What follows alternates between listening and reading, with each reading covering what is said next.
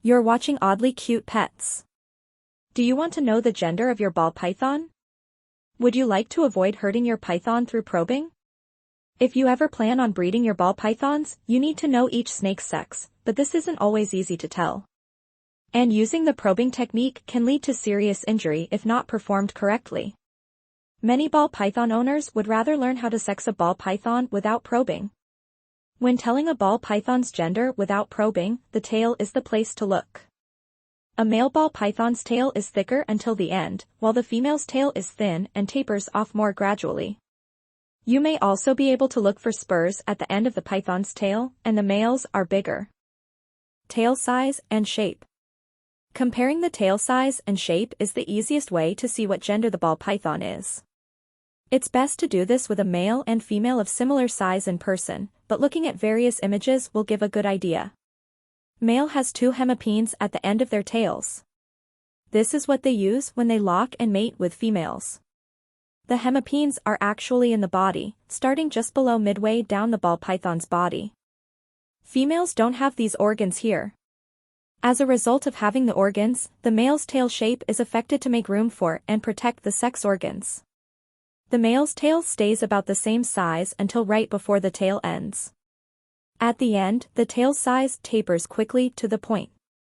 Overall, this gives the male ball python a thicker-looking tail. Female ball pythons do not need this extra thickness. From just under the midway point of their bodies, the female's tail begins a gradual taper or thinning until it reaches its point at the end. This gives the female ball python's tail an appearance of thinness through the lower half of her body and tail. This may seem unclear and easily misunderstood to some, but the difference is relatively straightforward once you've tried it. Most people can accurately guess the gender of their python, with only one at home using this method. Searching for spurs. Ball pythons, and most pythons, have a different evolutionary ancestor from other snakes. Pythons' ancestors had tiny back feet. Over time, these feet lost their usefulness and have shrunk until they're almost unnoticeable by most.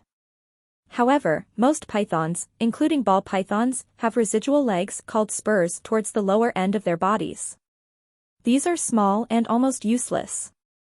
You may not even notice them unless you go actively looking for them.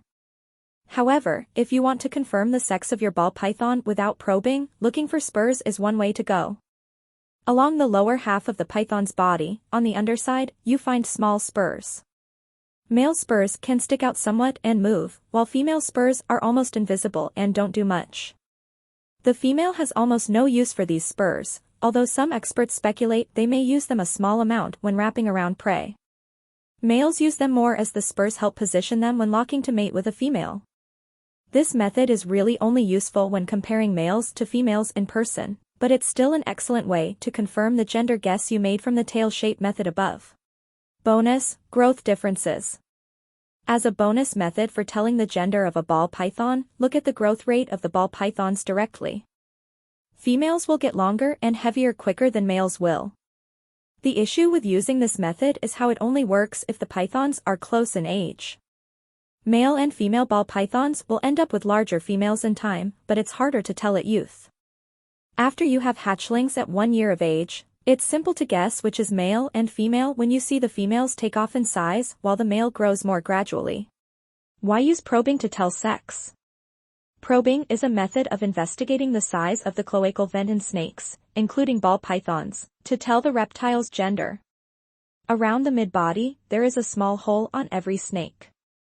This vent is largely different from male to female. Probing takes a thin metal line or pole and inserts it into the vent. If the stick goes in very little, the snake is female. When the probe goes in a way, the snake is male. Generally, experts use scales as a way to measure depth. As the probe is inserted, the expert notes how many scales deep the probe goes. 1 to 3 scale is female. 9 to 15 scales are male. There are significant issues and dangers with this method, so we only recommend experts attempt this one. First, the probe must be the correct size and design.